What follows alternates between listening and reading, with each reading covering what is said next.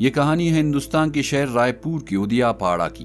وہاں ایک تنگ گلی ہے، گلی کے آخر میں ایک ٹوٹا پھوٹا گھر، اور اس گھر میں بیٹھے ہیں 84 سالہ جاگیشور پرساد۔ آنتوں میں پھیلی ہوئی کاغذ، آنکھوں میں 39 برس کا درد۔ 1986 کی بات ہے، وہ سرکاری بس کمپنی میں چھوٹے سے کلرک تھے۔ ایک ملازم آیا، کہنے لگا، سر بل پاس کر دو۔ جاگیشور نے کہا، اوپر سے لکھ کر آؤ تب کروں گا۔ ملازم نے 20 روپے نکالے۔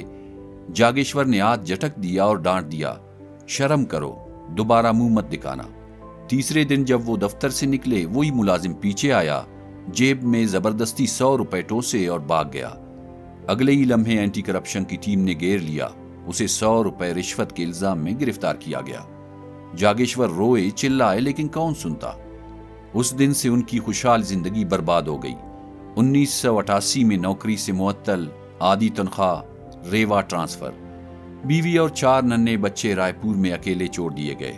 تنخواہ 2500 کی آدھی یعنی 1200 روپے۔ 4 بچوں کا پیٹ بھرنا، اسکول کی فیس دینا ناممکن۔ چھوٹا بیٹا نیرج اس وقت صرف 13 سال کا تھا، وہ آج 52 سال کا ہے اور آنکھوں میں آنسو بھر کر کہتا ہے، میرا بچپن بابا کے ساتھ عدالت کی سیڑھیوں پر گزر گیا۔ بچے کہتے تھے رشوت خور کا بیٹا۔ اسکول کی فیس نہ ہوتی تو ماسٹر جی کان پکڑ کر باہر پھینک دیتے۔ گلی میں کوئی کھیلنے نہ بلاتا، رشتہ داروں نے منہ پھیر لیا۔ میں گلی میں کھڑا رہتا، سب کے بند دروازے گنتا رہتا۔ ماں سب کچھ سہتی رہی، چپ کے دن رات روتی، مگر پھر بھی گھر سنبھالتی۔ غم نے اسے اندر سے کھا لیا، وہ بیمار پڑنے لگی۔ جب بیماری بڑی، اسپتال لے گئے، 24 دن زندگی اور موت سے لڑتی رہی اور پھر ہمیشہ کے لیے چپ ہو گئی۔ آخری رسومات کے پیسے بھی نہ تھے۔ بابا کے ایک دوست نے 3000 روپے دیے، تب آخری رسومات ادا ہو سکے۔ بیوی کے مرنے کے بعد جاگیشور اکیلے رہ گئے۔ بس چلائی، ٹریول ایجنسی کھولی، دن رات محنت کی، صرف اس لیے کہ بچوں کے منہ میں نوالا ڈال سکے۔ 2004 میں عدالت نے اسے سزا سنا دی۔ سارے گواہ بیان سے مکر گئے تھے، پھر بھی 1 سال قید اور 1000 روپے جرمانہ۔ وہ نہیں رکے، ہائی کورٹ گئے، 20 سال اور لڑتے رہے۔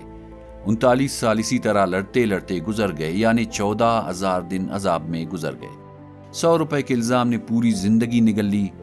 پھر 2025 آیا، ہائی کورٹ نے فیصلہ سنایا، جاگیشور پرساد بے قصور ہے، باعزت بری۔ وہ بوڑھا باہر نکلا، ہاتھ میں بریت کا کاغذ تھا۔ وہ کاغذ دیکھا، مسکرایا، پھر آسمان کی طرف دیکھ کر بولا، انصاف ملتے ملتے بہت دیر ہو گئی۔ اب میری بیوی واپس نہیں آئے گی، میرے بچوں کا بچپن واپس نہیں آئے گا، میری عزت، میری نوکری، میری زندگی سب جلا کر راکھ کر دی۔ اب یہ کاغذ کیا کرے گا؟ یہ اپنی بیوی کی قبر پر رکھ دوں یا اپنے بچوں کے ضائع ہوئے خوابوں پر چپکا دوں؟